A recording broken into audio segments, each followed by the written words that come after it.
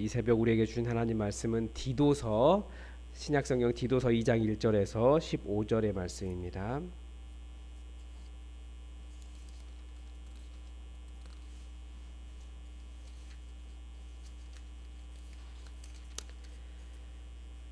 신약성경 348면에 디도서 2장 1절에서 15절까지의 말씀을 함께 보겠습니다. 우리 하나님의 말씀을 함께 읽겠습니다. 오직 너는 바른 교훈에 합당한 것을 말하며 늙은 남자로는 절제하며 경건하며 신중하며 믿음과 사랑과 인내함에 온전하게 하고 늙은 여자로는 이와 같이 행실이 거룩하며 모함하지 말며 많은 술에 종이 되지 아니하며 선한 것을 가르치는 자들이 되고 그들로 젊은 여자들을 교훈하되 그 남편과 자녀를 사랑하며 신중하며 순전하며 집안일을 하며 선하며 자기 남편에게 복종하게 하라. 이는 하나님의 말씀이 비방을 받지 않게 하려 함이라. 너는 이와 같이 젊은 남자들을 신중하도록 권면하되 범사에 내 자신이 선한 일에 본이 보며 교훈에 부패하지 아니함과 단정함과 책망할 것이 없는 바른 말을 하게 하라. 이는 대적하는 자로 하여금 부끄러워 우리를 악하다 할 것이 없게 하려 함이라. 종들은 자기 상전들에게 범사에 순종하여 기쁘게 하고 거슬러 말하지 말며 훔치지 말며 오히려 모든 참된 신실성을 나타내게 하라. 이는 범사에 우리 구주 하나님의 교훈을 빛나게 하려 함이라. 모든 사람에게 구원을 주시는 하나님의 은혜가 나타나 우리를 양육하시되 경건하지 않은 것과 이 세상 정욕을 다 버리고 신중함과 의로움과 경건함으로 이 세상에 살고 복스러운 소망과 우리의 크신 하나님 구주 예수 그리스도의 영광이 나타나심을 기다리게 하셨으니 그가 우리를 대신하여 자신을 주심은 모든 불법에서 우리를 속량하시고 우리를 깨끗하게 하사 선한 일을 열심히 하는 자기 백성이 되게 하려 하심이라. 너는 이것을 말하고 권면하며 모든 권위로 책망하여 누구에게서든지 업신여김을 받지 말라. 아멘. 우리가 지난주까지는 로마서 말씀을 살펴봤고요. 매일 성경의 순서에 따라 지난 토요일부터 디도서가 시작이 되었습니다. 우리 로마서를 통해서 하나님의 의가 얼마나 높은지, 그리고 우리 모든 인간은 절대 하나님의 그 높으신 의에 도달할 수 없는 인간의 죄인인 것을 깨달았고, 우리가 구원받는 것이 은혜라는 것을 알았고, 그리고 또 그 은혜로 다른 사람을 대하는 것, 그 공동체의 삶까지 우리가 같이 나눴습니다. 이번 주는 수요일까지는 디도서를 보고 목요일부터는 이제 예레미야서가 다시 시작이 됩니다. 성경에서 이 디도는 배경이 그렇게 많이 알려진 사람은 아닙니다. 그 개인적인 배경에 대해서는 이 갈라디아서의 헬라인 디도라고 말하는 것을 통해서 헬라인이라고 하는 정도, 그 정도만 알 수 있는 것 같습니다. 디도서도 뭐 사도행전 이후에 이 디도서는 그 로마 감옥에서 사도 바울이 2년을 보낸 것으로 사도행전을 마치고 있는데, 그 이후에, 그러니까 사도행전 이후일 것이라고 이렇게 보입니다. 그리고 디도는 그 여기서도 나오지만 크레타 지역의 목회자였습니다.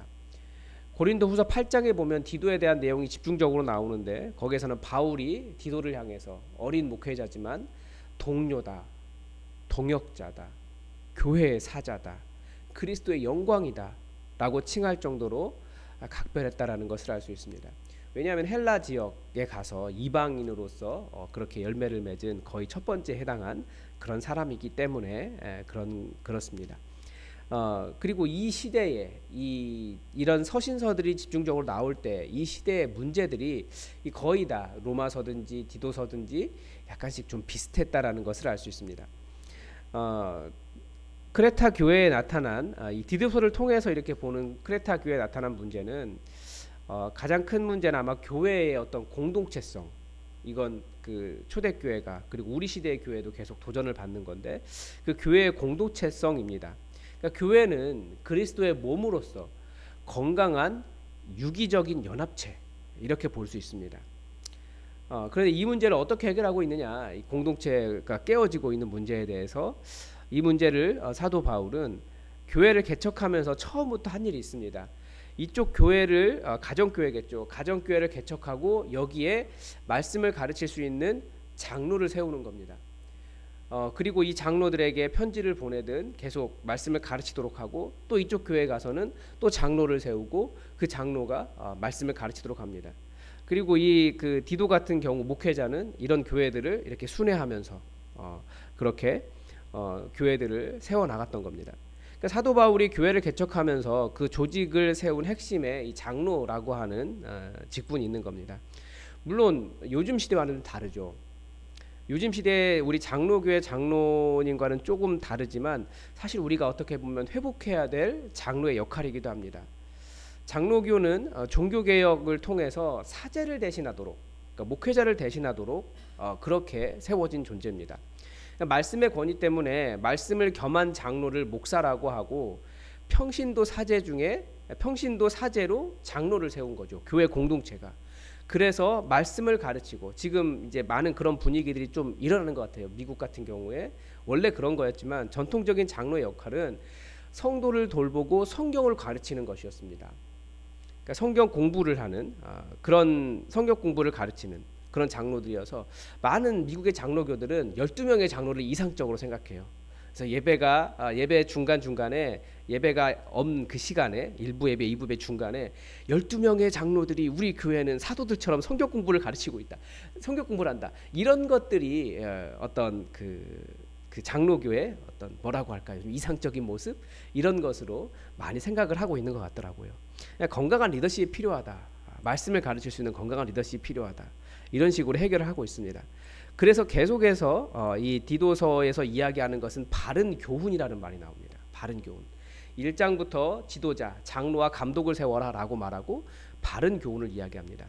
그러니까 바른 신앙을 위해서는 바른 신학이 필요한데, 그 바른 신학, 그 교리의 핵심은 예수님께서 행하신 일, 그 십자가의 은혜의 복음을 바르게 가르치고 이해하는 일이다라는 거죠. 초대교회가 이 디도서도 마찬가지고 은혜를 대체하는 복음이 바르지 않은 신학입니다. 이단도 그렇습니다. 그 이단의 대표적으로 할례당을 이야기해요.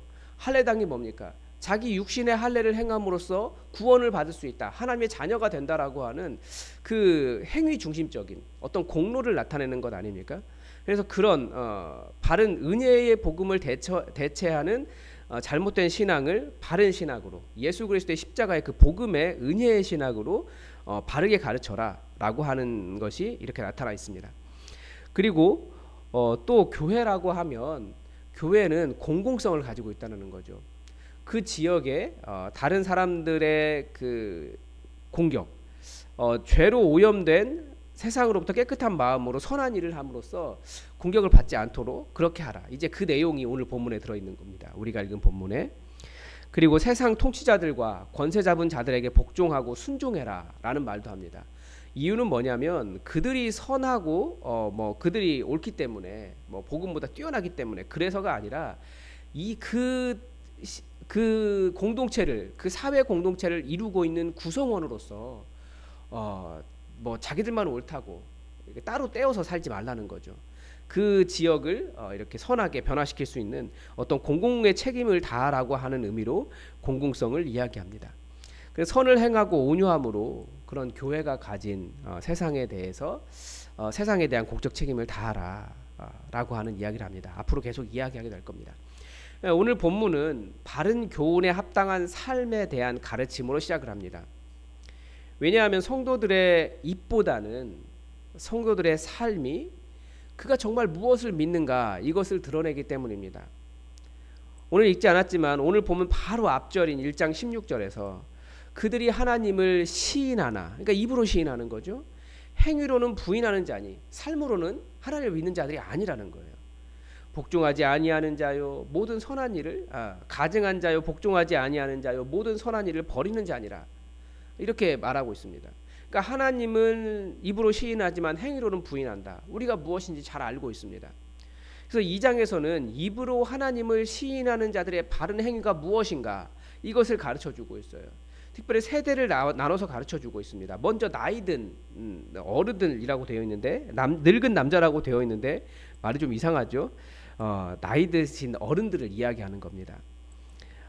절제하고 경건하고 신중하고 믿음과 사람과 인내함에 온전하게 하고 시간이 지날수록 어떤 중후한 그런 품격이라고 할까요? 신앙의 품위라고 할까요? 사람의 인격이라고 할까요? 그런 부분들이 나타나기를 바라는 겁니다. 우리도 교회에 남자 어르신들이 온화하고 사랑이 많고 믿음이 있고 절제하고 여러 부분에서 온전함으로 인해서 존경받는 사람이 되는 것을 바라지 않습니까? 저는 이 모습을 욕심을 내려놓은 모습이다 이렇게 말하고 싶습니다. 사실 시간이 지날수록 남자들에게 그런 말 하잖아요. 왜 자꾸 남자들이 시간이 지날수록 타락하느냐, 어른이 될수록 이상해지느냐라고 할 때 그 남자의 그 권력욕 이것은 20대의 성욕보다 강하다 이렇게 이야기를 하더라고요. 아마 가져보신 분들이 그런 얘기를 하는 것 같아요. 그러니까 그런 것들을 좀 내려놓고 다른 사람을 섬기고 젊은 세대를 이해하고 그런 모습을 갖기를 그렇게 이야기하고 있습니다. 그리고 나이든 여성분들이라고 하는데 이제 여성 어른들을 이야기하는 거죠. 거룩하고 모함하지 말며 많은 술의 종이 되지 말며 선한 것을 가르치는 자들이 되라. 이 여성의 문제를 이렇게 표현하고 있는 것에 대해서 참 놀랐습니다. 그러니까 여성의 문제를 보통 그렇게 이야기합니다. 비교, 그리고 비교에서 오는 질투, 이런 이야기 많이 합니다. 이게 동서고금을 막론하고 다 동일했나 봅니다. 모함하지 말라고 이야기해요. 그런데 독특한 것이 이제 술의 종이 되지 말라라고 말을 하죠. 아마 할 일이 별로 없으니까 술을 많이 드셨던 것 같습니다. 그 시대에. 근데 이 시대의 여성들도 정말 술을 많이 먹더라고요. 저는 이제 이것이 좀 독특한데 저희가 이제 아이 때문에 아이 엄마들에 대한 이야기를 점점 듣게 되면서 깜짝 놀랐어요. 그리스도인들은 우리가 다 그리스도인들 사회에 있기 때문에 잘 몰랐는데 정말 여성분들이 술을 많이 드시더라고요. 저녁만 되면 아이들 그 어린이집이나 뭐 유치원 학교 갔다 오면 집에 놔두고 저녁밥 차려주고 술 마시러 가는 거예요. 보니까 1시까지 막 술을 마시고 1시에 카톡이 계속 울리는데 술 마시고 계속 카톡하는 거예요. 근데 그게 일상이더라고요. 그래서 계속 어떻게든지 우리 가정도 술자리에 좀 모시고 싶어가지고 뭐 그런 일들을 계속 봅니다. 정말 뭐 요즘 그런 말 하잖아요. 술은 한 모금이라도 발암물질이라고 말하는데 발암물질이라고 고기 탄 것은 다 잘라내고 먹고 버리거나 그런데 술은 열심히 드시더라고요. 이해가 되지 않아요. 실제로 술 때문에 얼마나 알코올 중독 병원 앞에서 진풍경이 벌어지고 있는지 사실 그걸 한번 봐야 돼요. 여성분들이 남성도 마찬가지지만 알코올 중독 때문에 알코올 중독 전문 병원에 가면 그 병원 앞에 여성분들이 하고 있는 일들을 보면 정말 너무나 비참해요. 특히 여성들은 술에 더 약하거든요. 몸 자체가. 그런데 그런 것들을 너무 절제하지 못하고 술의 종이 되고 그것을 즐겁다라고 말하고 그것을 행복의 기준인 것처럼 그렇게 생각하는 건 정말 옳지 않은 일입니다. 근데 이렇게까지 말씀하시는 것은 성경이 가르쳐 주는 것은 이게 맞기 때문에 그렇습니다. 그러니까 술에 종이 되면 안 된다라고 하는 것을 가르칩니다. 그리고 선한 것을 여성 어른들이 젊은 세대에게 가르치라는 거예요.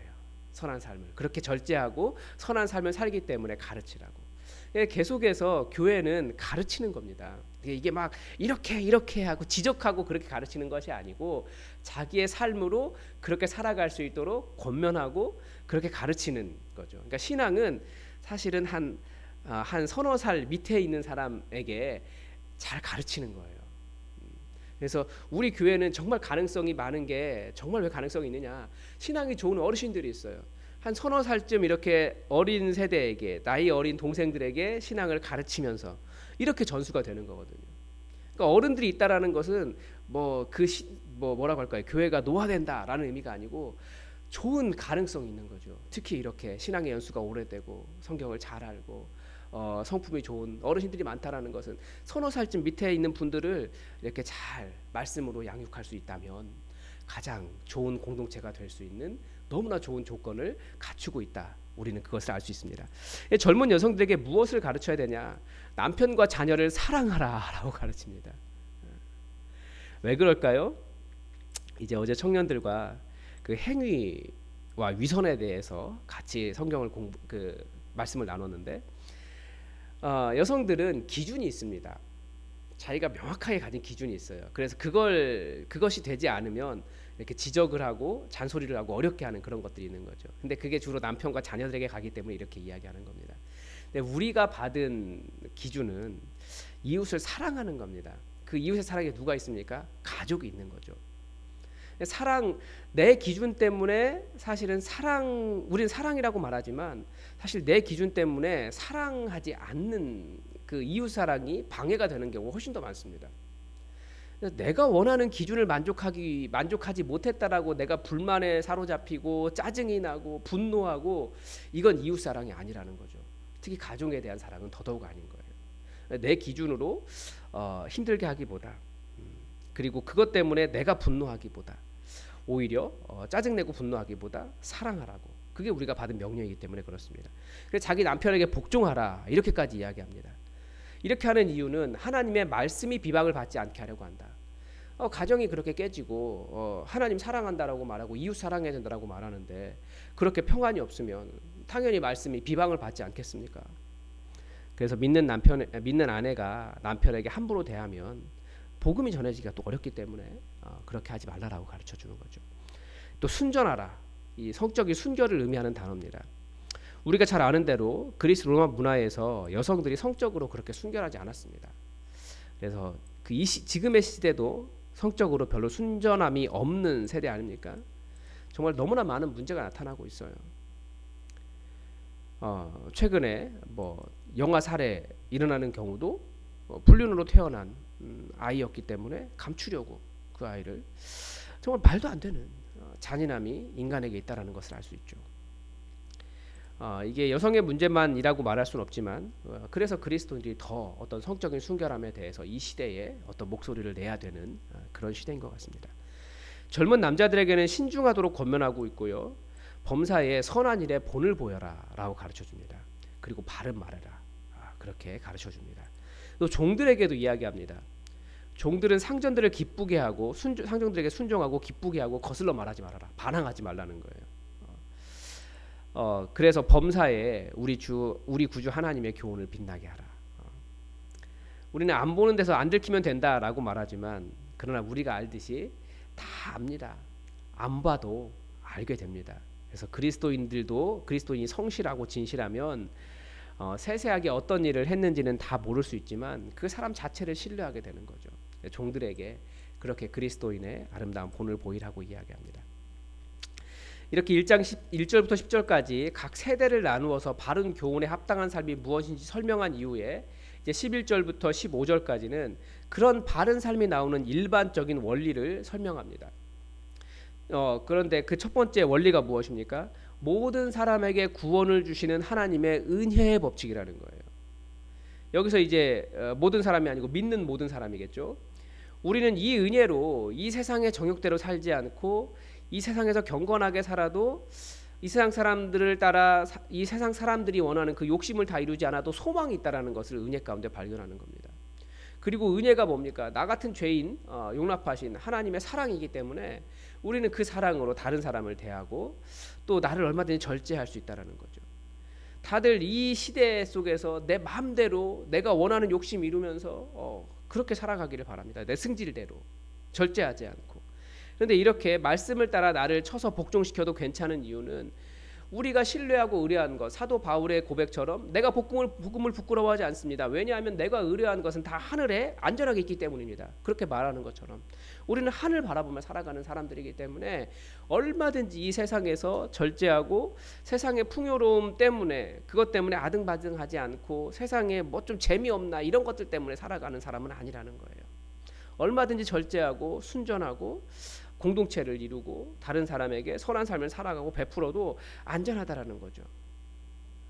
우리 은혜가 또 우리가 얼마나 큰 죄인인지 가르쳐주기 때문에 다른 사람 정죄할 필요도 없다라는 것을, 그래서 얼마든지 허물을 덮을 수 있는 넓은 마음이 되게 하는 것이 복음의 은혜의 법칙입니다. 그래서 은혜의 법칙으로 나를 용납하고 다른 사람도 은혜의 법칙으로 대하면서 그렇게 평화를 이루며 살라라고 이야기합니다. 그리고 그게 우리의 부르심이라고 가르쳐 줍니다. 우리는 하나님의 선한 일을 위해서 부르심을 받았다. 이게 하나님 나라 만들기라고도 볼 수 있지 않겠습니까? 우리가 큰 사랑 받았음을 알고 그렇게 세상에 하나님의 선하심 드러내는 삶이 되기를 바라고 있습니다. 우리가 이렇게 하나님의 법칙으로 세상을 회복하기를 바라셔서 우리를 불러주셨는데 우리 삶이 달라져서 주변 사람들에게 또 세상에 하나님을 드러내는 하나님의 선한 일의 통로가 되기를 바랍니다. 그러기 위해서는 더욱더 이 은혜의 법칙을 더 잘 알아야 됩니다. 복음 안에 더욱더 깊이 뿌리 박으시기 바랍니다. 오늘도 하나님의 뜻이 우리에게 이루어지기를 주기도문으로 기도하겠습니다. 하늘에 계신 우리 아버지, 아버지의 이름을 거룩하게 하시며 아버지의 나라가 오게 하시며 아버지의 뜻이 하늘에서와 같이 땅에서도 이루어지게 하소서. 오늘 우리에게 일용할 양식을 주시고 우리가 우리에게 잘못한 사람을 용서하여 준 것 같이 우리 죄를 용서하여 주시고 우리를 시험에 빠지지 않게 하시고 악에서 구하소서. 나라와 권능과 영광이 영원히 아버지의 것입니다. 아멘. 우리 함께 교회를 위해서 기도하겠습니다. 우리 교회가 복음 가운데 바르게 깊이 뿌리박는 그런 복음의 교회가 될 수 있도록 우리 함께 교회를 위해서 기도해 주십시오. 그리고 교회가 이제 어떤 부흥을 향해서 나아갈 수 있도록 성령님 우리 교회를 인도해 주시고 이끌어 달라고 우리 교회의 부흥을 위해서도 함께 기도합시다. 환우들을 위해서 계속 기도해 주시고 그리고 이제 여름 사역 시작되는데 우리 각 부서를 위해서 우리 전사님들과 선생님들을 위해서 우리 자녀들을 위해서 여러분 또 함께 기도해 주시기 바랍니다. 다 함께 기도하겠습니다.